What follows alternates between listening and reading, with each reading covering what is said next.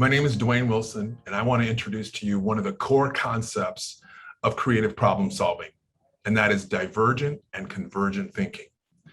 These are the two important mindsets as we approach creative problem solving.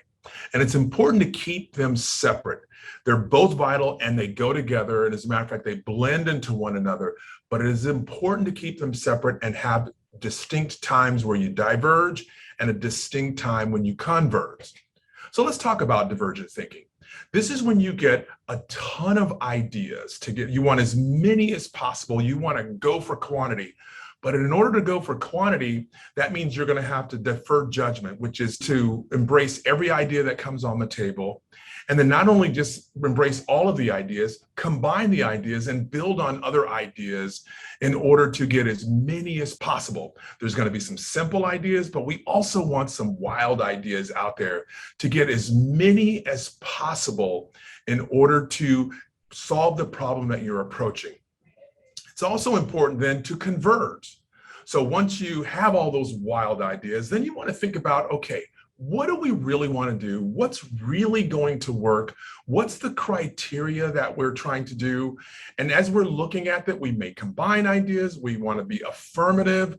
We want to consider those things that are creative or novel in the process.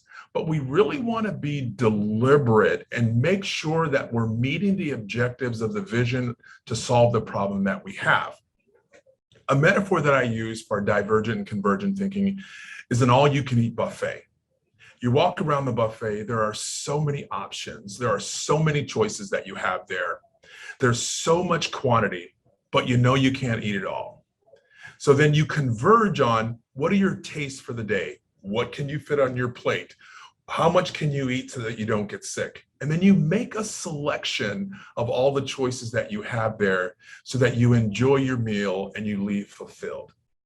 That's how you diverge and converge in the CPS process. Now, it's really important to really understand that divergent and convergent thinking applies in all phases. When you're clarifying and establishing the vision, all diverge on the many possible visions and converge on what you want to solve. Of course, in ideation, utilizing divergent and convergent thinking, but also when you're developing, when you're exploring a solution and refining a solution, diverge when you refine, converge to make it exactly as it should be. And then even when you're implementing, that you want to diverge on all the possible stakeholders and assisters and resistors, all of the possible timelines, and then converge and what's going to get it done.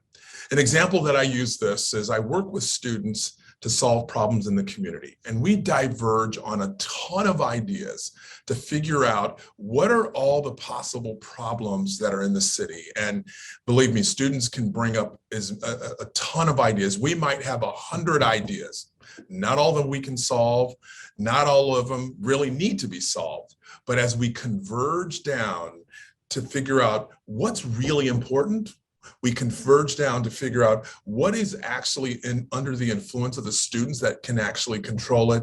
And then what's going to require this creative problem solving process to get it done? What's going to require imagination? And then we narrow down and then we implement a solution that can solve the problems in a particular city or a community.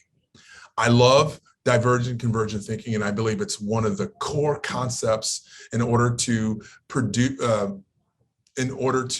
effectively, creatively solve problems.